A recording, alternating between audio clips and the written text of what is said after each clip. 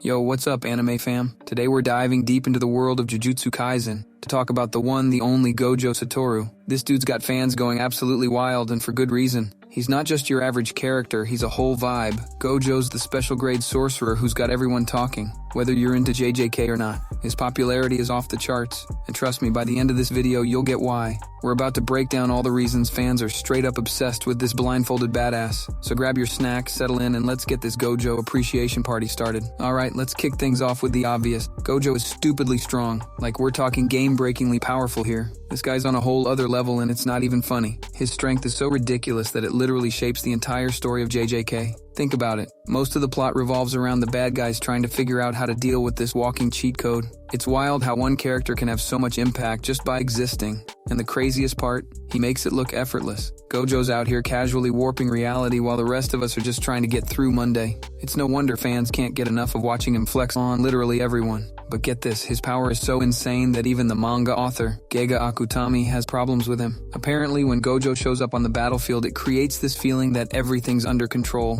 which kinda kills the tension. Talk about being too OP for your own good. But honestly, that just makes fans love him even more. Now let's talk about Gojo's personality, because this dude's got layers. One second, he's all smiles and jokes, acting like your cool laid-back uncle. The next, bam, he flips the switch and becomes the most terrifying thing you've ever seen. It's like watching a puppy turn into a wolf. And it's honestly kinda awesome. This duality keeps fans on their toes. You never know which Gojo you're gonna get, and that unpredictability is addictive.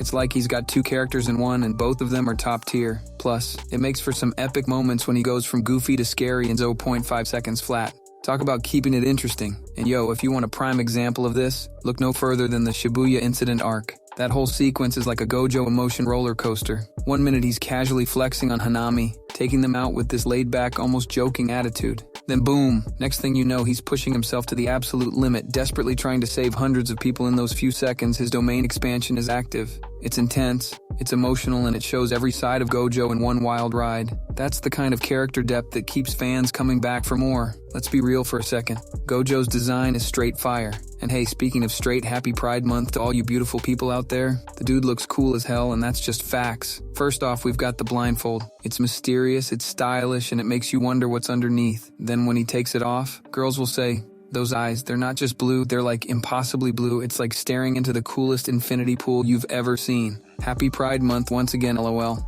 And don't even get me started on his hair.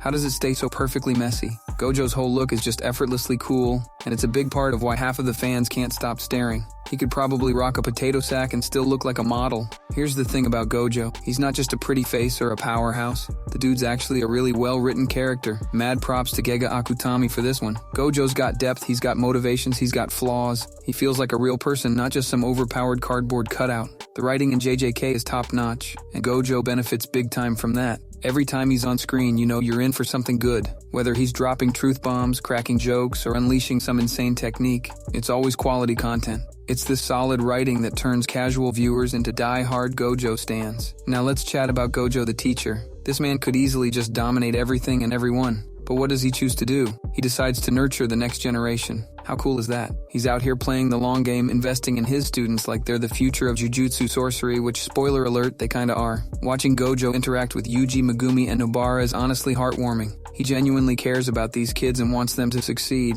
It's like he's the cool teacher we all wished we had in school, except he can also bend reality. This mentorship role adds a whole new dimension to his character that fans absolutely love. And let's not forget how Gojo stood up for Yuji and Yuto Kotsu in front of the elders. He didn't just see them as students, he saw their potential and fought for their right to be part of the Jujutsu world, even when the odds were against them. This act of defiance against the conservative Jujutsu elders highlights Gojo's belief in his students and his willingness to challenge the status quo for their sake. His protective and rebellious nature when it comes to his students is another reason why fans admire him so much. Alright, time to get a little deep. Gojo's backstory, it's pretty heavy stuff. The hidden inventory arc gives us a peek into young Gojo's life, and boy is it a roller coaster. We see him dealing with the weight of being the strongest, losing friends, facing betrayal. It's intense. Riko Amanai's death is a turning point in the entire series. This backstory doesn't just explain why Gojo is the way he is now, it makes us empathize with him on a whole new level. Suddenly, his carefree attitude makes sense as a coping mechanism. His desire to change the Jujutsu world has clear roots. It's like peeling back the layers of an onion, except instead of making you cry, why. It makes you want to give Gojo a hug. Let's get philosophical for a hot second. Gojo's existence in the JJK universe raises some pretty mind-bending questions. There's this iconic quote about him.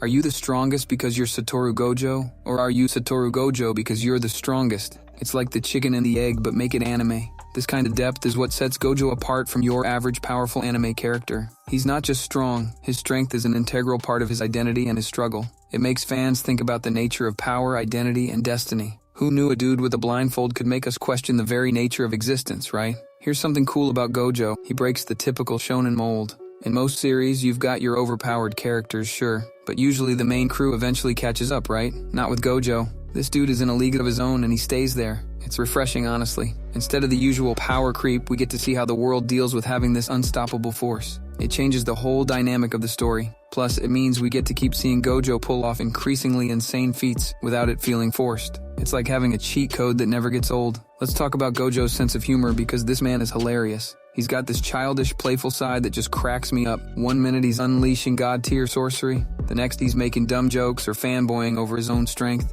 It's like he never quite grew up, and honestly, it's awesome. Remember how he mocked Jogo by showing Yuji his domain expansion? This goofball side of him makes him so much more relatable. It's like, yeah, he could probably destroy the world, but he'd rather take silly selfies with his students. His humor is a big part of why fans love him. It adds this fun, lighthearted element to his character that balances out all the serious, powerful stuff. Alright, let's dive into the complexity of Gojo's character because this dude is like an onion. He's got layers. On one hand, you've got this insanely powerful sorcerer who could probably take over the world if he wanted to.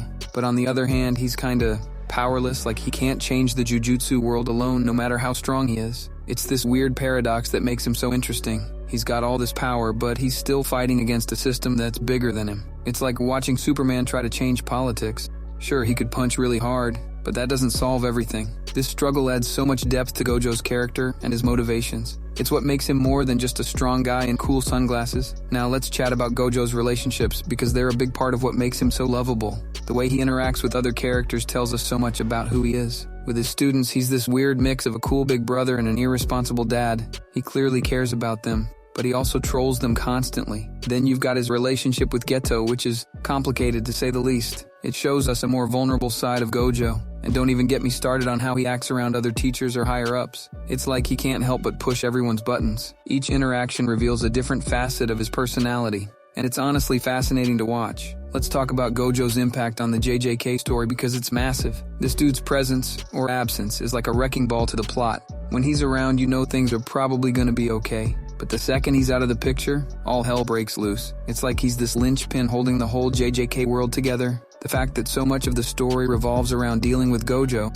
either using him or getting rid of him, shows just how central he is to everything. It's no wonder fans are so obsessed. When a character can shake up the entire story just by existing, you know he's something special. Alright, let's dive into the fan engagement around Gojo, because it's honestly insane. The amount of fan art, cosplay, and theories about this dude is off the charts. People are out here analyzing every little thing he does, coming up with wild theories about his powers, his past, his future. The Gojo fandom is like a whole ecosystem of its own. And don't even get me started on the memes. Gojo's probably featured in half the JJK memes out there minimum. This level of fan engagement just amplifies his popularity. It's like a feedback loop of Gojo appreciation, and I'm here for it. Now let's zoom out and look at Gojo's impact on anime and manga culture as a whole, because it's pretty significant. This dude has become an icon beyond just JJK fans. Even people who've never watched the show know who Gojo is. He's become this symbol of coolness in the anime world. You've got people using Gojo reaction pics who don't even know where they're from. His popularity has helped push JJK into the mainstream, making it one of the big names in current anime. Gojo's not just a character anymore, he's a cultural phenomenon. So there you have it, folks. The breakdown of why fans are absolutely obsessed with Gojo Satoru. From his insane strength and complex personality to his impact on the story and anime culture, Gojo's got it all. He's not just a character, he's an experience. Whether you're into his power, his humor, his looks, or his depth, there's something about Gojo that hooks you. It's no wonder he's become such an iconic figure in the anime world. Gojo Satoru isn't just living rent-free in our heads. He's bought the whole damn apartment complex. And you know what? We're not even mad about it. So what do you guys think? Drop your thoughts in the comments below. And if you enjoyed this video, smash that like button and subscribe for more JJK content. Catch you in a few days.